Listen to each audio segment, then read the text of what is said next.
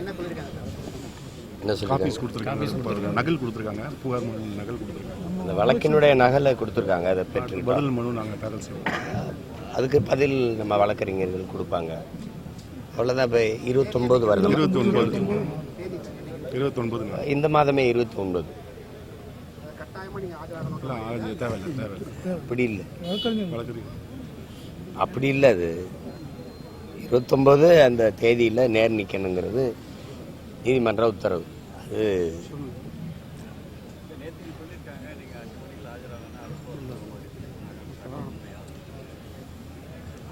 அப்படிலாம் ஒன்றும் தெரியல. அதை கேட்டு தான் நேற்று ஏற்கனவே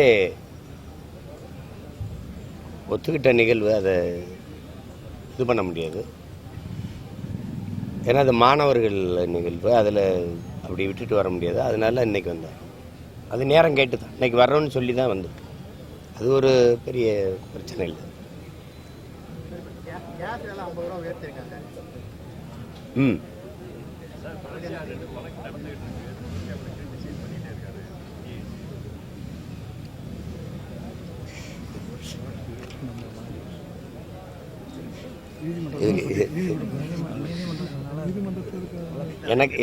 எனக்கு நிறைய வேலை இருக்கு. வேற நீங்க கேட்டது நல்ல கேள்வி. அது இது நீங்க அண்ணனை பார்த்து கேட்கக்கூடாது. ஆட்சியில் இருக்கிறவங்க, அதிகாரத்தில் இருக்கிறவங்ககிட்ட கேட்கணும்.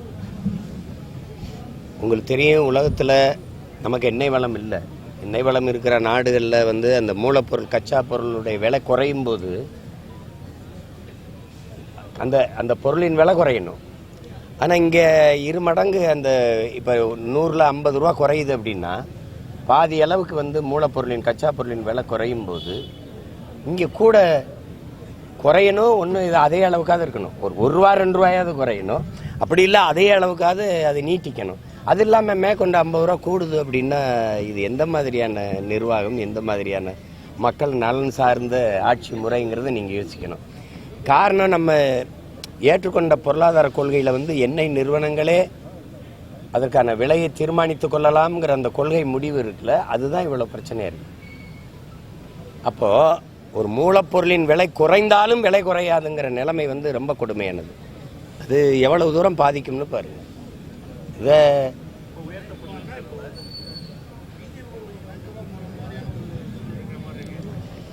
நான் ட்ரம்ப்பு கூட தான் நியாயமாக பார்த்தா நான் வெரி க்ளோஸ் டு ட்ரம்ப்பு தான். நான் ரொம்ப க்ளோஸ் ட்ரம்ப்போட தான் இருக்கேன். நீங்கள் அதை யாரும் சொல்ல மாட்டேங்கிறீங்க. அப்புறம் புதின், 2 பேரும் தான் எனக்கு ரொம்ப நெருக்கம்.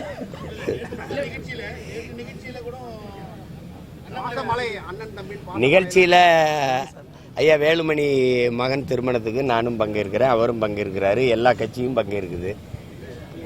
இது ஒரு கல்லூரி நிகழ்வு. அதில் 2 பேருக்குமே வேண்டிய ஒரு ஒருத்தர் இருக்கிறாரு, எங்கள் ஐயா பாரிவேந்தர். அவர் உங்களுக்கு தெரியும் தம்பி, அண்ணாமலை தலைவராகிறதுக்கு முன்பு இருந்தே எனக்கு அவர் ரொம்ப நெருக்கம். நாங்கள் திரைப்பட இயக்குனராக இருக்கிற காலத்தில் இருந்தே அவர் எனக்கு ஐயாவுக்கு நான் ரொம்ப நெருக்கம். ஐயாவுடைய அன்புக்கு நான் எப்போவுமே கட்டுப்படுறேன். அந்த இதில் நீங்கள் வரணுன்னாங்க, நான் போனேன். அவர் வருவாரா, இவர் வருவாரா, அதெல்லாம் இல்லை. ஐயா கூப்பிடுறாரு, போகிறேன். அதில் அது ஒரு நிகழ்வு. நாங்கள் 2 பேரும் பங்கேற்கவே கூடாது, எதிரியும் எதிரியுமா அப்படியே திரியணும் அப்படின்னா, அவர் ஒரு கட்சியில் ஒரு மாநில தலைவர், நான் ஒரு கட்சியை வழி நடத்தி கொண்டு வரேன். ஆனால் கட்சி வேறு, கொள்கை வேறு. ஆனால் நாங்கள் 2 பேரும் அண்ணன் தம்பி இல்லைன்னு ஆயிருமா என்ன சொல்லுங்கள்? இப்போ திராவிட முன்னேற்ற கழகத்தை கோட்பாட்டு அளவில் எதுக்குறோம்.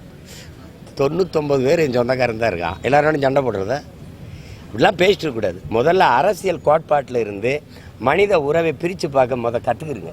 கேள்வி எழுப்புற நீங்களே இப்படி திருப்பி கேட்டுக்கிட்டு இருக்காதீங்க. நீங்கள் அவர் சாப்பிட்ட உணவகத்தில் போய் நீங்கள் சாப்பிட்டீங்க, அவர் அந்த கடையில் உடை எடுத்தார், நீங்கள் போய் எடுக்கிறீங்க, அவர் அந்த விண்ணூர்தியில் ஏறி வந்தார், நீங்கள் ஏன் ஏறி வந்தீங்க? இந்த மாதிரி கேள்விகளெல்லாம் முதல்ல நிறுத்துங்க. அவரே அழைச்சிருக்காரு ஐயா, நானும் அவர் என்னையே அழைச்சிருக்காரு. உடனே 2 பேரும் கூட்டணி சேர்ந்து தேர்தலை எதிர்கொண்டு அப்படிலாம் பேசிட்டு இருக்கக்கூடாது, புரியுதா? தேர்தல் நடந்து கொண்டிருந்தாலும் வாக்கு சேகரிச்சுக்கிட்டு இருந்தாலும் எங்கள் ஐயா பாரிவேந்தர் கூப்பிட்டா நான் போவேன். அதே மாதிரி அவர் கூப்பிட்டு யார் வந்தாலும் அதை பற்றி நான்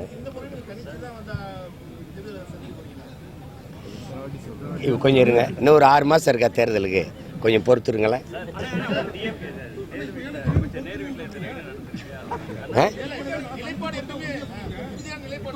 அத ரொம்ப சோர்ந்துட்டேன். 1,00,000 தடவை சொல்ல முடியாதுல்ல. வேட்பாளரை அறிவிச்சிட்டேன்னு எழுதுறீங்க, அப்புறம் கூட்டணியான்னு கேட்குறீங்க. கூட்டணி வைக்கிறவன் எப்படி வேட்பாளரை அறிவிப்பேன்? ஒரு அடிப்படையாக ஒரு கேள்வி கேளுங்க, ஒரு தர்ம நியாயம் எப்படி கேள்வி கேளுங்க.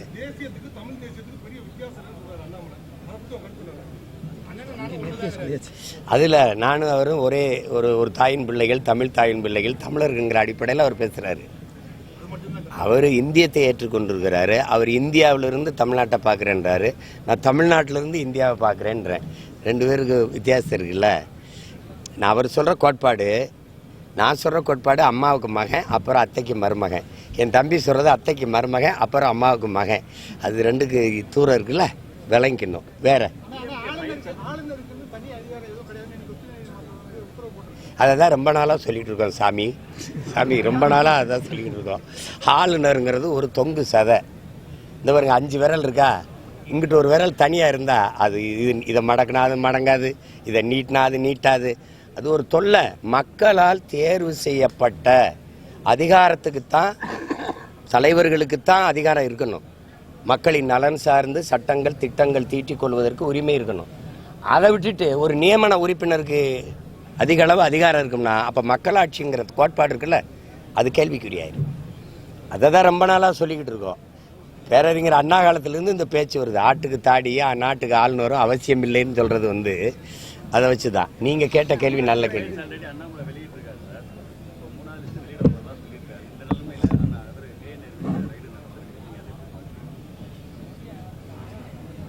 அது தேர்தல் நெருங்க இது ஒன்றும் இந்த மாதிரி புதிய அரங்கேற்றங்களை நீங்கள் பார்க்குறதில்ல. விழா காலங்களில் நிறைய பாட்டு கச்சேரி நாடகங்கள் எப்படி நடக்குமோ அப்படி தேர்தல் காலங்களில் வருமான வரித்துறை, அமலாக்கத்துறை சோதனைகள்லாம் நடக்குங்கிறது நீங்கள் பார்க்காததா, நான் பார்க்காததா, இங்கே சுற்றி நிற்கிறவங்க பார்க்காததா? புதுது ஒன்றும் இல்லையே. ஆனால் சில முக்கியமான செய்திகள் இப்போ நமக்கு சில குற்றங்களில் இப்போ நீங்கள் பார்த்தீங்கன்னா, தம்பி ஆம்ஸ்ட்ராங் கொலையில் இவ்வளோ காலம் ஆயிடுச்சு. கொலை செய்ய தூண்டினது யார், கொலைக்கு காரணம் என்ன, உண்மையான கொலையாளிகள் யார், அது இன்னும் தெரியப்படல. ஆனால் 3 பேர் சுட்டுக் கொல்லப்பட்டிருக்காங்க. ஏன் இவர்கள் சுட்டுக் கொல்லப்பட்டார்கள், இவர்கள் சுட்டுக் கொல்லப்பட்ட காரணம் என்ன, இந்த குற்றத்தில் முதன்மை குற்றவாளிகளா இவர்களுக்கு இந்த குற்றத்துக்கு சம்பந்தம் இருக்கா, இல்லை இந்த கொலைக்கு இவர்கள் திட்டம் தீட்டியவர்களா, இல்லை பணம் கொடுத்து உதவியர்களா, எந்த தகவலும் நமக்கு வரல. அதே மாதிரி தான் ஐயா கே நேருடைய தம்பி ராமஜெயமருடைய கொலையிலையும் இதே தான். இவ்வளோ காலம் ஒரு தகவலும் வரல. ஆனால் இதில் எந்த சம்பந்தம் இல்லாத திண்டுக்கல்ல இருக்க மோகன் ராமையும் இங்கே திருச்சியில் இருக்க சாமி ரவியவும் சுட்டு கொல்றதுக்கு ஒரு திட்டம் இருக்குது. இது எதனால திடீர்னு இவங்க 2 பேரையும் என்கவுண்டர் பண்ண வேண்டிய தேவையில்லை. என்கவுண்டருக்கு அந்த பட்டியலை சேர்க்க வேண்டிய அவசியம் இல்லை. யாரையாவது ஒருத்தரை போட்டு முடிச்சு விட்டுறணும் அப்படின்னா எப்படி? நியாயமான குற்றவாளிகள்னா இவ்வளவு காலம் அவர்கள் கண்டுபிடிக்கப்பட்டு நீதிமன்றத்தை முன் நிறுத்தி விசாரிக்காம ஒரு குற்றம் முடிவு செய்யல. அவங்க எங்கேயும் இருக்காங்க, இவங்க எங்கேயும் இருக்காங்க. திடீர்னு இந்த குற்ற வழக்கில் கொண்டு சம்பந்தப்படுத்தி திண்டுக்கல்ல மோகன் ராம கொல்லணும், இங்கே திருச்சியில் சாமி ரவியை கொண்டுட்டா இது சரியாயிரும் அப்படின்னா, இந்த வழக்கில் யாராவதுனா 2 பேரை கொன்று முடிச்சு விட்டு போயிடுது அப்படின்னா இது எப்படியான அணுகுமுறை? எந்த மாதிரியான சட்டம் ஒழுங்குது? அதான் கேட்குறேன்.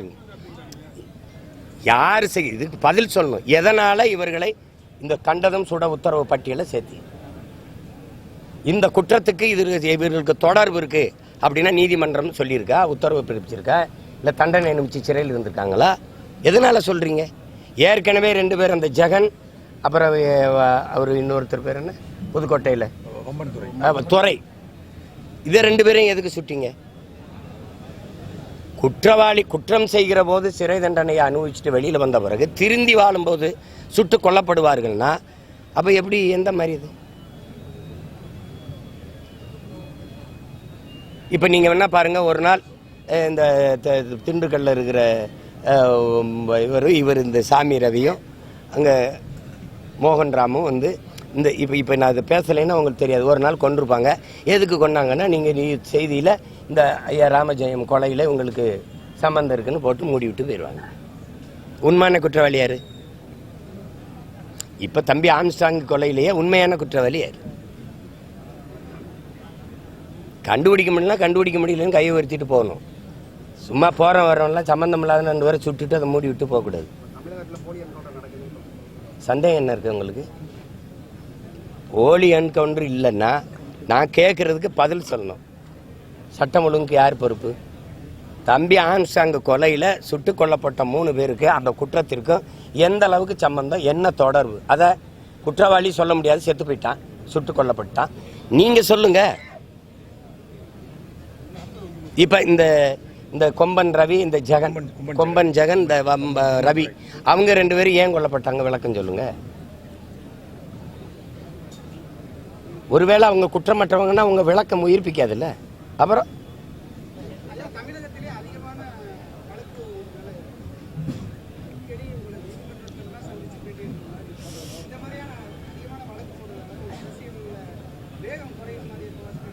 குறையிற ஆள் மாதிரி என்னைய பார்த்தா தெரியுது அவங்களுக்கு.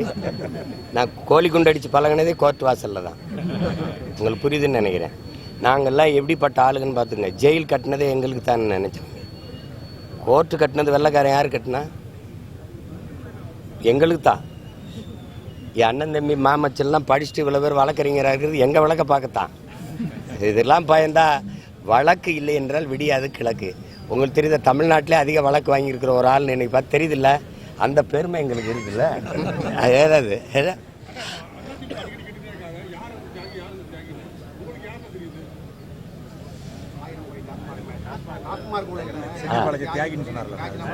தியாகி செந்தில் வள பாருங்க. நாட்டு விடுதலைக்கு போராட்டத்தை முன்னெடுக்கிறவனுக்கு, போராட்டத்தில் ஈடுபட்டவனெல்லாம் தியாகி. சாராய ஆலை நடத்துகிறவருக்கு சாராயத்தை நல்லா விற்று கொடுக்குறவனெல்லாம் தியாகி. இப்போ இதில் போய் நீங்கள் என்ன செய்கிறீங்களோ அதில் தான். திருடுறவன் நல்லா திருடி கொண்டாந்தா அருமைடா அருமையான தளபதி இடாம அப்படிதானே. இதெல்லாம் ஒரு கேள்வியா? உங்களுக்கு தெரிஞ்சுக்கிட்டு பதில தெரிஞ்சுக்கிட்டே என்ற கேள்வி வைக்கூடாது.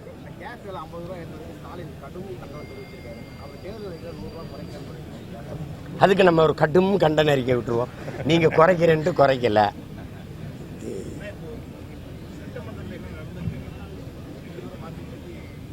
சட்டமன்றத்தில் தமிழர் வரலாறு பேசப்படுது. 1961 நினைக்கிறேன். மன்னாதி மன்னன் படத்தில் புரட்சி தலைவர் எம்ஜிஆர் அவர்கள் தூங்காதே தம்பி, அடுத்த எந்த படம் வெளியிட்டாலும் நம்முடைய முதல்வர் அவர்கள் தான் முதல்ல பார்ப்பாங்க. அவங்க படம் வெளியிட்டோன்னா நம்ம முதல்வருக்கு தான் ஃபோன் அடித்து படம் எப்படி இருக்குது தம்பின்னு கேட்பாங்க. ஏன்னா எம்ஜிஆர் ஜெயலலிதா 2 பேரும் உயிரோடு இல்லை. என்னத்தை வேணாலும் பேசலாம். இதை கேட்குற நிலைமையில நம்மளும் இல்லை. இப்படிப்பட்ட ஆள்களையெல்லாம் என்ன பண்ண சொல்கிறீங்க? இதுதான் பேசப்படுது. மக்கள் பிரச்சனை எங்கே பேசப்படுது? நம்மளும் ரசிச்சுட்டு தானே இருக்கோம். கச்சத்தீவு மீட்க ஒரு தீர்மானம் வந்தால் அதை பேசுகிறோம். நீட்டு தீர்வுக்கு எதிராக ஒரு தீர்மானம் வந்தால் அதை பேசுகிறோம். இதெல்லாம்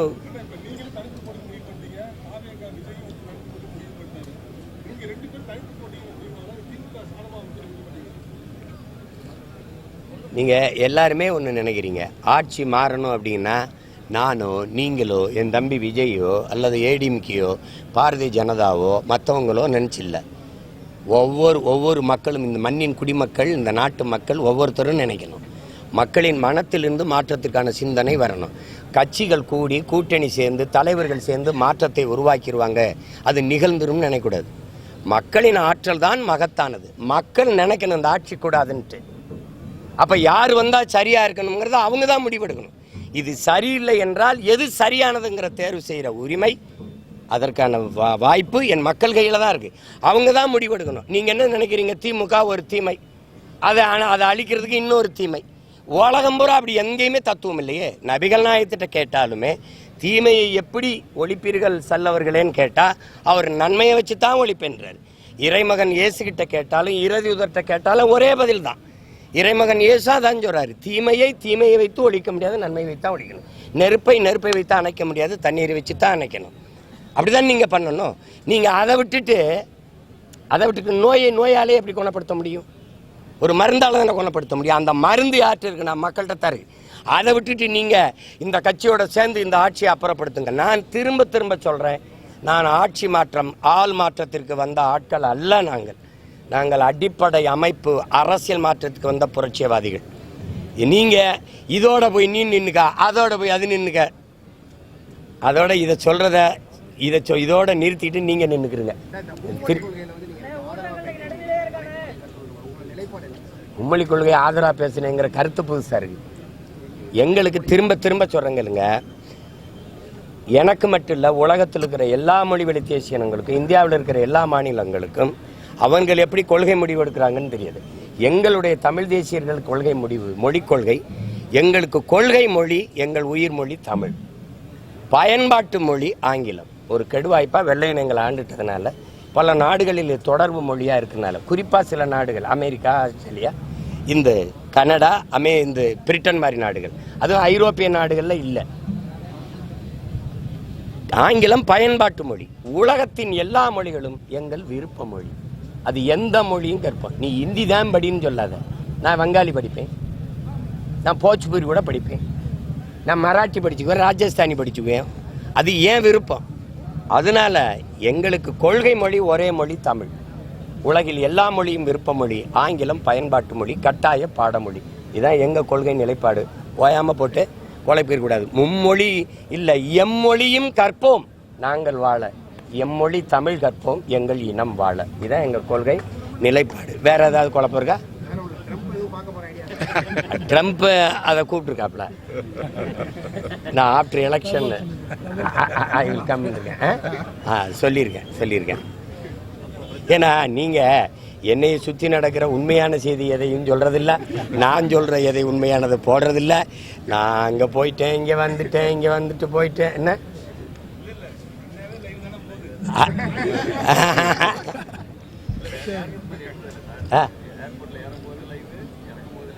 இதெல்லாம் போடுறீங்க, நான் வணங்குறேன், ரொம்ப மதிப்பு. ஆனால் அந்த சாதிவாரி கணக்கெடுப்பு, சமூக நீதி, பஞ்சமர நில மீட்புக்கு நாங்கள் எல்லாரும் போராடணும். என்னோட சேர்ந்து 20 கட்சி தம்பிகள் தலைவர்கள் எல்லாம் வந்தாங்க. ஒரு செய்தி கூட போடல. மின்கட்டண உயர்வுக்கும் சட்டம் ஒழுங்கு சீர்கேட்டுக்கு ஒரு ஆர்ப்பாட்டம் பண்ணேன். ஏன்ன போராட்டம்னு கேட்கல, ஏன் போராட்டம்னு கேட்கல. அப்போ தான் கொஞ்சம் வலிக்கும் பாருங்க. எந்த மக்கள் பிரச்சனைக்கு நான் நின்னாலும் கிட்ட வர மாட்டேங்கிறீங்க. தம்பி உதயநிதி துணை முதல்வர் ஆகும்போது 2 நாள் 3 நாள் பார்க்குறேன், யாராவது ஒரு கேள்வி கேட்பாங்கன்னு வர மாட்டேங்கிறீங்க. என்ன நானாக தான் குறுக்க மறிச்சு இருப்பா என்னை கேள்ப்பா அப்படி சொல்ல வேண்டியது இருக்கு. அப்படிதான் சொல்ல வேண்டியது இருக்கு. சரி, ரொம்ப நன்றி, வணக்கம், போயிட்டு வரோம்.